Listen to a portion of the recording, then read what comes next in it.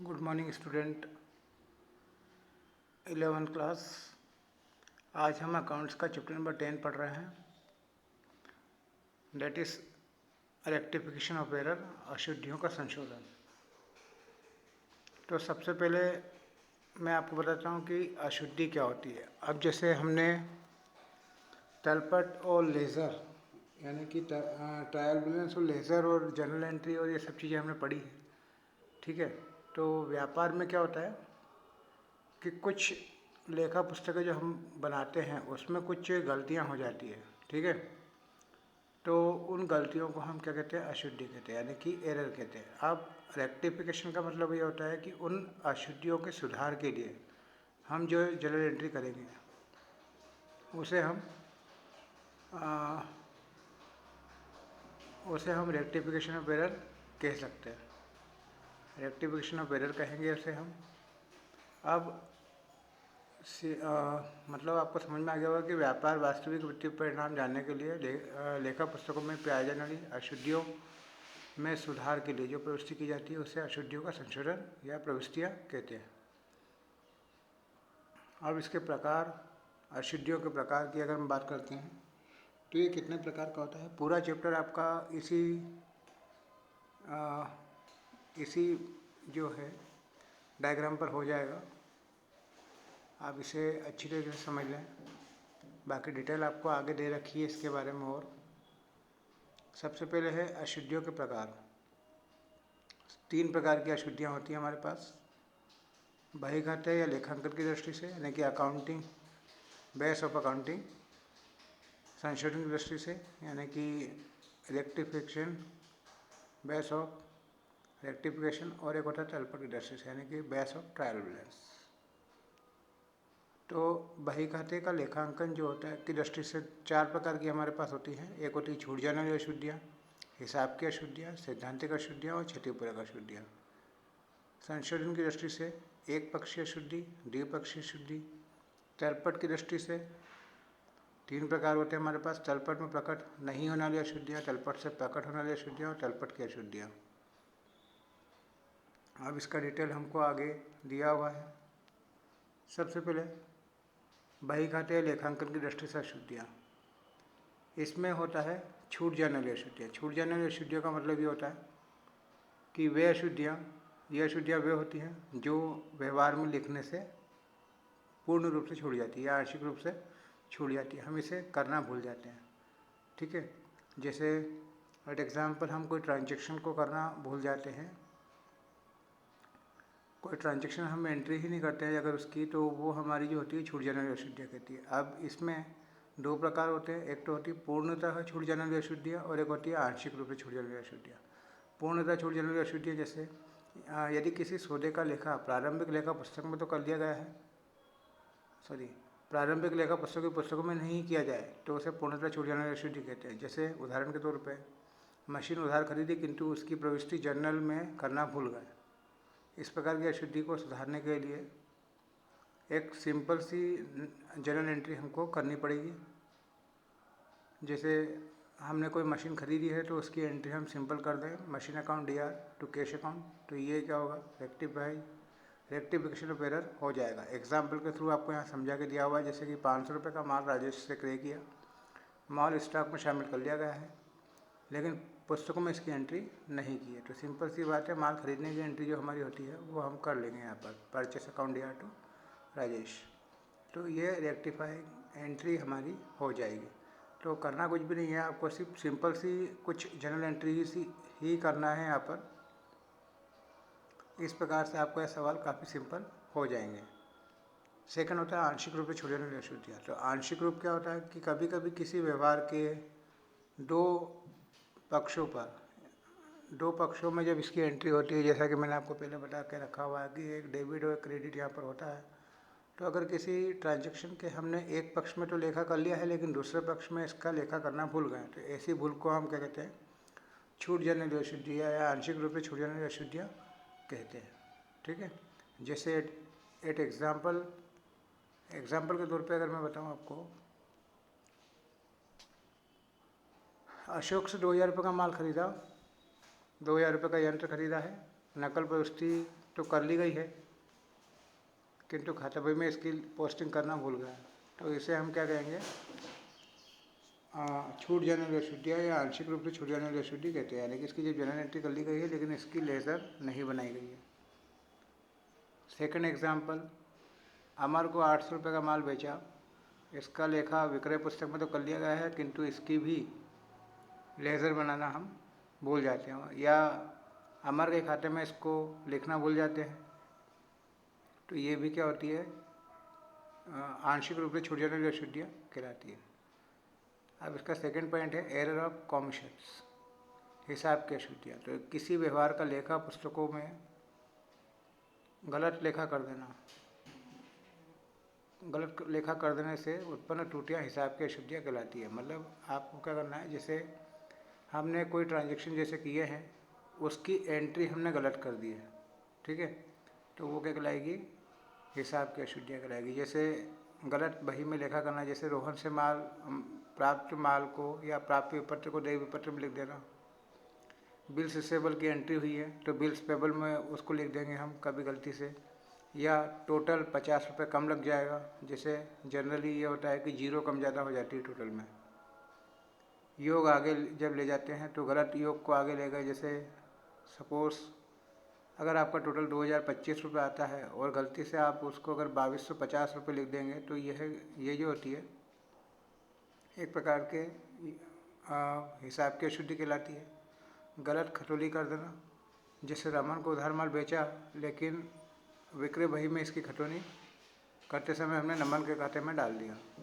कुणाल को 215 का माल बेचा किंतु उसके खाते में गलती से 125 रुपये लिख दिए।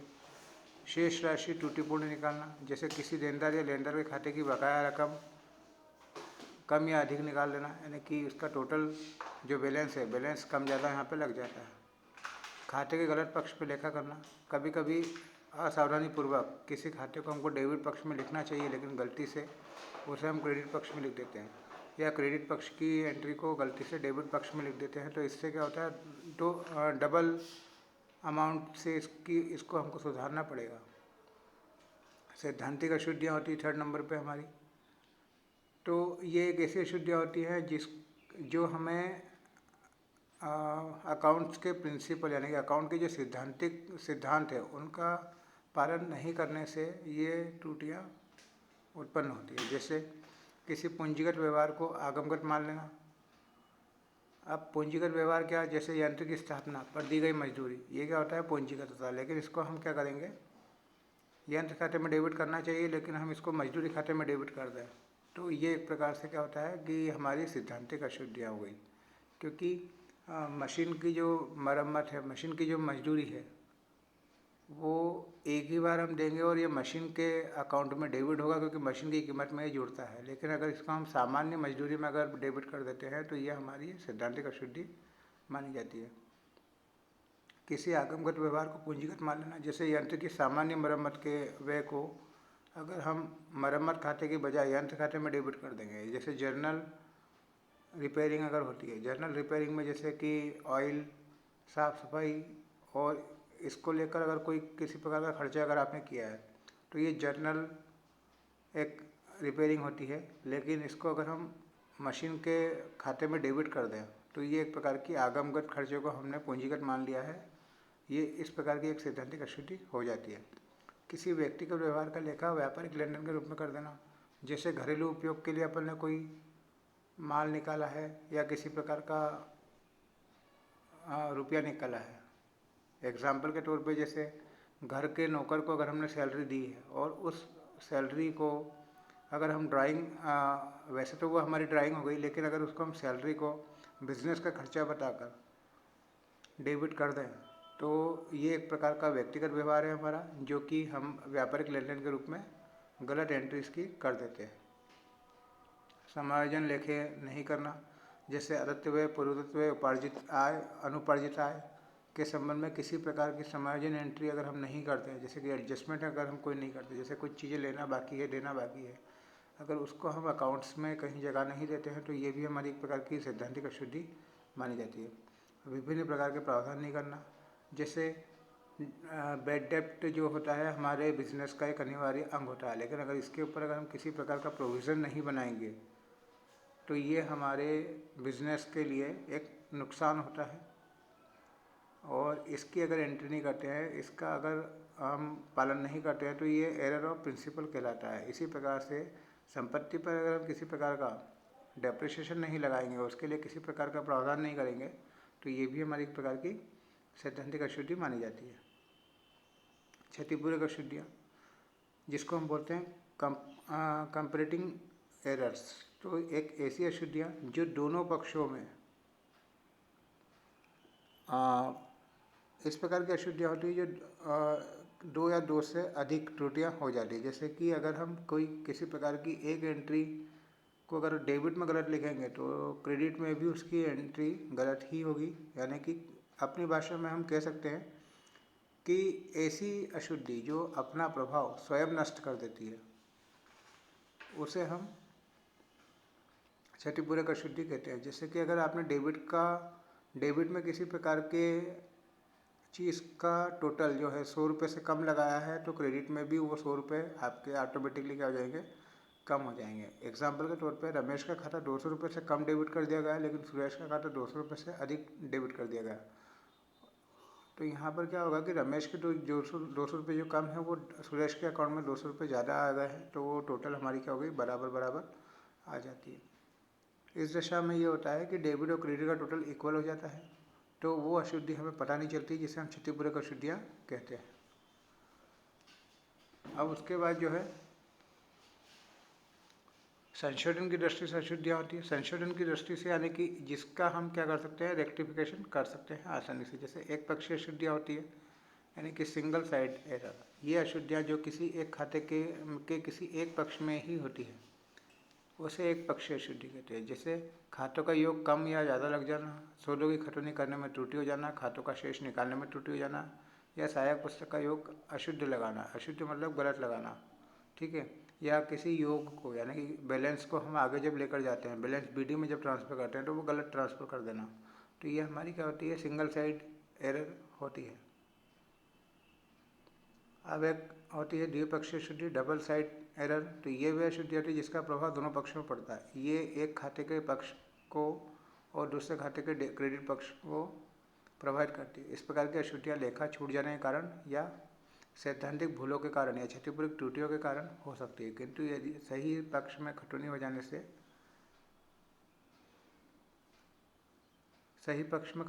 से होते हैं। उदाहरण के द्वारा समझा देता हूँ मैं आपको इसको। यदि दीपक से 300 रुपये का माल उधार खरीदा गया है, किंतु त्रुटिवश दीपक का खाता डेबिट और माल खाता क्रेडिट कर दिया गया है, तो यह द्विपक्षीय अशुद्धि है, क्योंकि इसमें दो खातों के पक्ष प्रभावित हुए हैं। अतः तलपट की अशुद्धियाँ क्या कहलाएगी? सबसे पहले तलपट से प्रकट नहीं होने वाली अशुद्धियाँ। तो कुछ अशुद्धियाँ ऐसी होती है जिसके कारण तलपट पर कोई प्रभाव नहीं होता है। इनके हो जाने से तलपट का योग तो मिल जाता है और त्रुटियाँ प्रकट नहीं हो पाती। जैसे प्रारंभिक लेखा पुस्तक में किसी व्यवहार का लेखन नहीं करने से, तो अगर आपने सहायक बही में किसी प्रकार की एंट्री नहीं करी है तो उसका बैलेंस हमारे पास गलत ही आएगा और वो गलत बैलेंस जो होगा ट्रायल बैलेंस में प्रकट नहीं हो पाएगा। सहायक पुस्तक में गलत लेखा करना यानी कि गलत टोटल लगा लेंगे आप। सहायक पुस्तक में एक से अधिक बार लेखा हो जाना किसी एंट्री का। खतौनी गलत खाते में करना किंतु सही पक्ष में लिखना। क्षतिपूर्ति करने वाली यानी कि एक दूसरे को काट देने वाली अशुद्धियाँ। बही खाते के सिद्धांतों का ज्ञान न होने पर होने वाली सैद्धांतिक अशुद्धियाँ यानी कि प्रिंसिपल ऑफ एरर, ठीक है। तो ये कुछ ऐसी अशुद्धियाँ हैं जो तलपट से प्रकट नहीं हो पाती, क्योंकि आपने इसके लिए जो भी एंट्रियाँ की है और वहाँ का जो बैलेंस आएगा वो हमारे अकाउंट्स में सीधे सीधे डेबिट या क्रेडिट होता है। अब उसके बाद हम बात करते हैं तलपट से प्रकट होने वाली अशुद्धियाँ। तो हिसाब में भूल चूक की जो अशुद्धियाँ होती हैं वो तलपट के दोनों पक्षों का योग में, उससे क्या होता है, तलपट के दोनों पक्षों को योग नहीं मिलता है, तो ये अशुद्धियाँ हमें तुरंत प्रकट हो जाती है। जैसे कि प्रारंभिक पुस्तकों यानी कि सहायक पुस्तक का योग गलत लगाना, सहायक पुस्तकों के एक पृष्ठ का योग अगले पृष्ठ में गलत ट्रांसफ़र करना, खतौनी गलत पक्ष में करना, खतौनी 2 बार करना, अशुद्ध राशि को की खतौनी होना, खतौनी किसी एक खाते में होना और दूसरे खाते में नहीं होना, खातों का शेष दूसरे पृष्ठ पर गलत लिखना, रोकड़ बही व खातों का शेष अशुद्ध लिखना। अब तलपट की अशुद्धियाँ, जैसे शेष को गलत लिखना, खातों का शेष विपरीत पक्ष में लिखना, खातों का शेष अशुद्ध लिखना, तलपट का योग गलत लग जाना, किसी खाते का शेष 2 बार लग जाना। ठीक है, तो इस प्रकार की अशुद्धियाँ हमारे पास यहाँ पर कुछ होती हैं। तो स्टूडेंट्स, आप होमवर्क के तौर पर इसके एग्जाम्पल के सवाल सारे करके देखेंगे तो आपको सारी अशुद्धियों के बारे में एक एक करके पता चल जाएगा। ठीक है, अब यहाँ पर मैं आपको एक चीज़ और बता देता हूँ जो कि हमारे अकाउंट्स की सबसे ज़्यादा इम्पोर्टेंट चीज़ है, जिसको हम बोलते हैं सस्पेंस अकाउंट, उद्धृत खाता। जैसा कि मैंने आपको लास्ट चैप्टर में सस्पेंस अकाउंट के बारे में थोड़ा सा बताया था कि सस्पेंस अकाउंट हमारे पास क्या होता है कि डेबिट और क्रेडिट का जब टोटल लगाते हैं और किसी कारणवश डेबिट का टोटल क्रेडिट से कम आता है या क्रेडिट का टोटल डेबिट से कम आता है तो हम क्या कर सकते हैं, सस्पेंस अकाउंट डालकर उस अमाउंट की पूर्ति कर सकते हैं। ठीक है, तो इसके बारे में थोड़ा डिटेल यहाँ दिया हुआ है। यदि अंतिम खाते तैयार करते समय त्रुटियाँ ज्ञात हो जाती है तो उसको तुरंत सुधार कर लिया जाता है, किंतु यदि किसी कारणवश सारे प्रयास करने के बाद भी अगर हमें किसी प्रकार की त्रुटि का पता नहीं चलता है तो ऐसी स्थिति में तलपट के दोनों पक्षों को योग मिलाने के लिए अंतर की राशि को सस्पेंस अकाउंट खाता खोलकर डेबिट या क्रेडिट किया जाता है। इस खाते को उच्चंत खाता भी कहते हैं, निलंबित खाता भी कहते हैं। ठीक है, इसकी विशेषताएं नीचे दी है और ये दशाएं दी हैं आपको।